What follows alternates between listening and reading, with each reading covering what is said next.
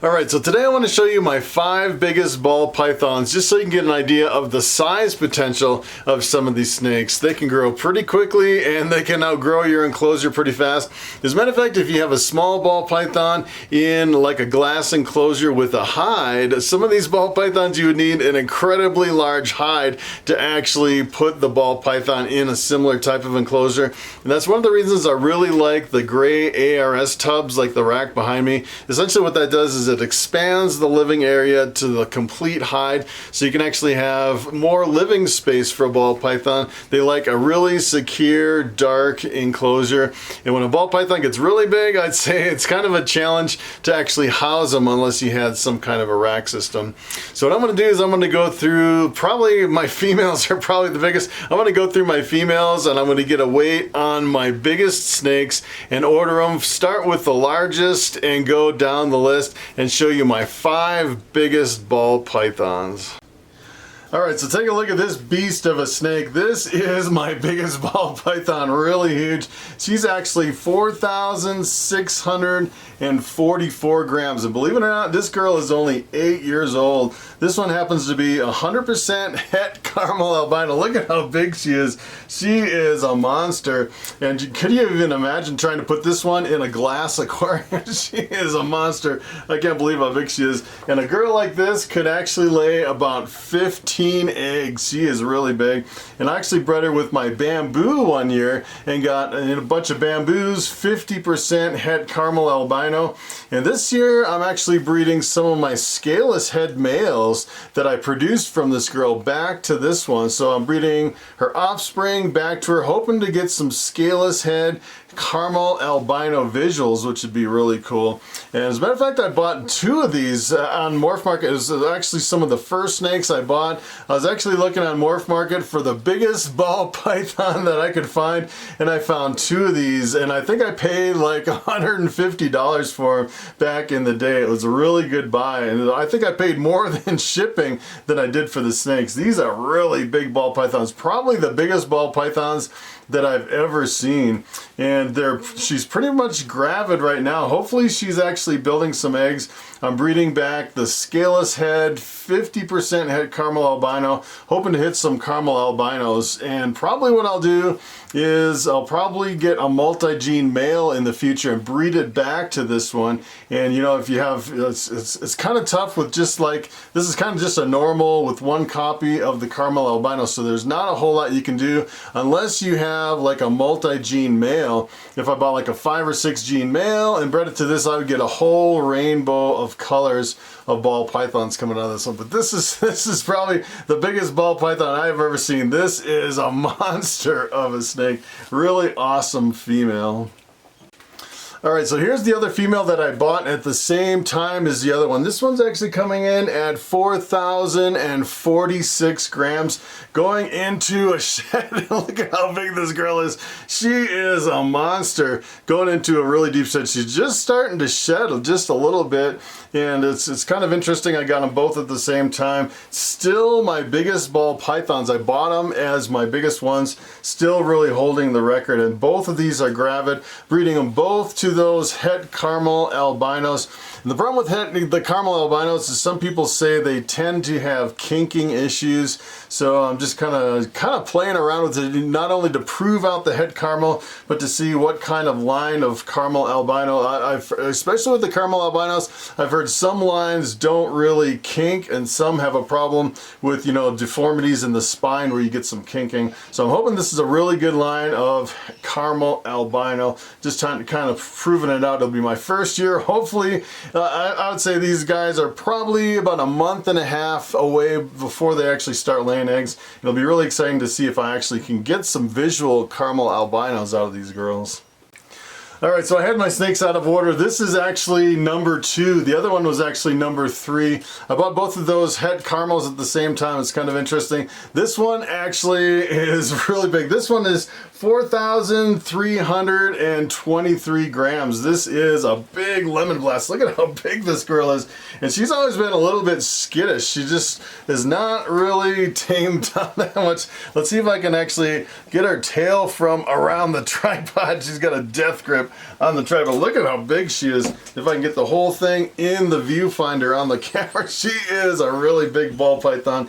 And the interesting thing about this is she has a really big head. It seems like she has maybe a different type of locality as far as ball pythons. And she is kind of, I thought it was some kind of giant gene or something in there that was kind of interesting. I'm actually breeding this one to my Coral Glow 50%, 100% het pied. So actually the offspring will be 50% het pied, and I'll get Coral Glows, pastels, pinstripes, and I'm really hoping for some more Coral Glow pinstripes, which is probably one of my favorite morphs. And just look at how big this girl is. She is a monster. I can't believe how big she is. She is my #2 biggest ball python in my entire collection. Really big monster.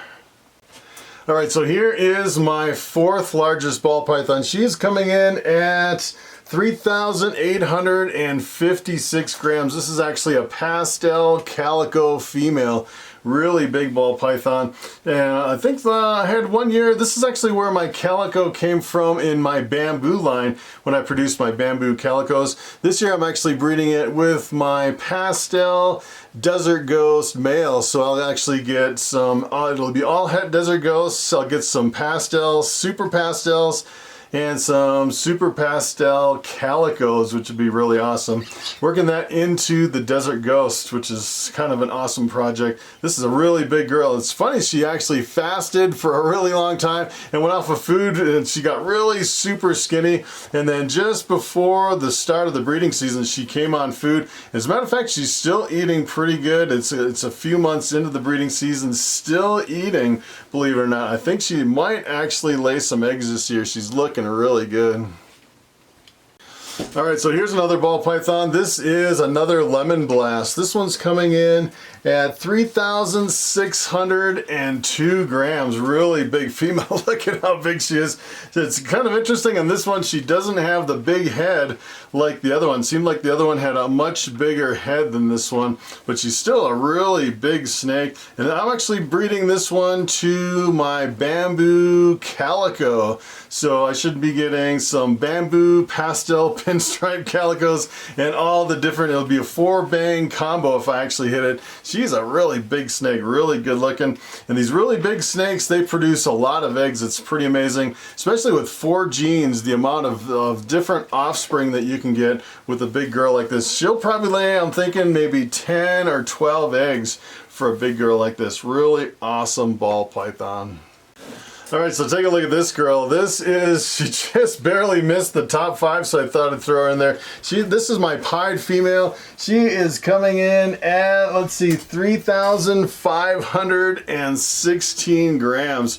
Really nice big pied. I'm actually breeding my fire pied male to this one. So if this one actually lays, I'll get all pieds. Half of them will be fire pieds. And the fire, essentially what it does is it really lightens the dark spots on the pied. And when the fire pieds are really small, the spots are really like a bright yellow orange. It's pretty awesome with the fire pied. And then when they grow up, they fade out a little bit. But this one, it seemed like she was really hard to actually get some weight on her and get up to size. She's actually, let's see when she was born. She's actually born in 2015, so it's been 5 years, and she still hasn't bred. So it'll be kind of really looking forward. Hopefully this will be the first year that she will actually breed.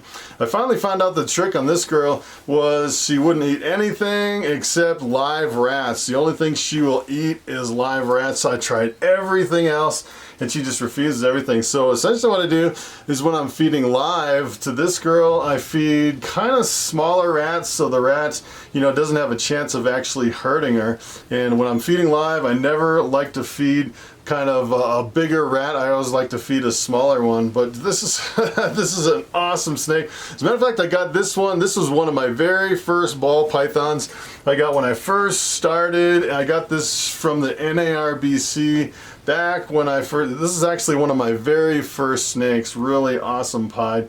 And as a matter of fact, when I bought this one, I think I paid about $350 or $400 for, and it's pretty much the same price. They really haven't changed in price since I bought these snakes. And of course now as an adult she'd be worth a lot more because she is a big breeder, ready to breed, and hopefully she'll actually pay off this year for the first time after 5 years. Just look at how big she is.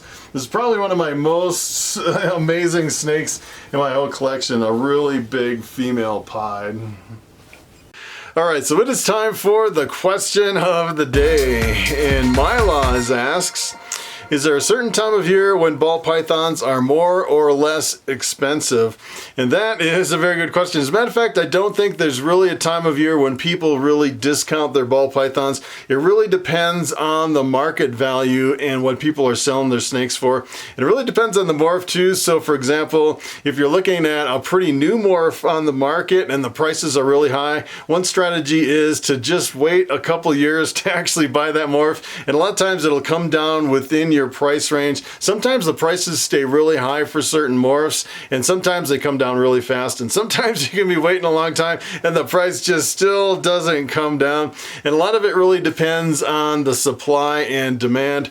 And it's kind of interesting too, the whole pricing of ball pythons. A lot of times I'll see a lot of people at the reptile shows, especially the bigger breeders.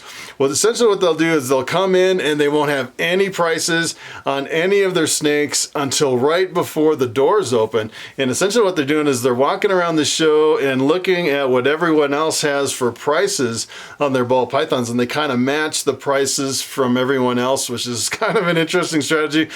Usually what I do is I go over to Morphmarket, and for example, if I'm looking at pines, I'll look at the range of prices for that specific morph that I have. There's usually a low end and a high end, and some of it really depends on the intensity of the contrast and the brightness of the snake, and some of it depends on, you know, if you have a high white pied or a low white pied. And sometimes people just kind of randomly pick a number between the high and the low and kind of settle there as for what they're pricing their ball pythons. It's kind of interesting how the whole pricing works in the ball python industry. So that is pretty much it. Thanks for watching, and I will see you in the next video.